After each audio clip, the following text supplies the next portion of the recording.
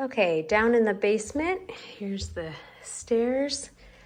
Over here, this is all about the solar panels. So these are the batteries.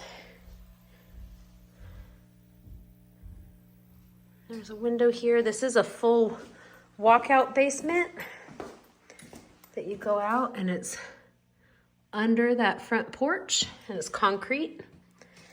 You have a freezer down here. There is a sink, an electrical panel box. Now over here is all the plumbing and the water filter.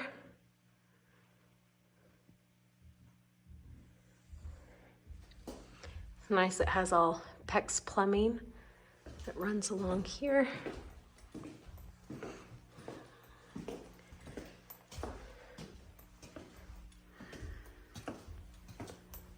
Runs out there. There's the water for the house.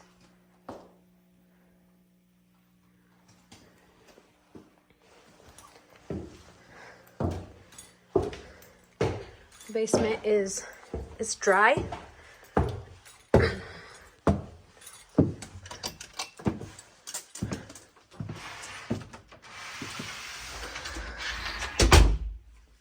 Again, that's the bathroom there.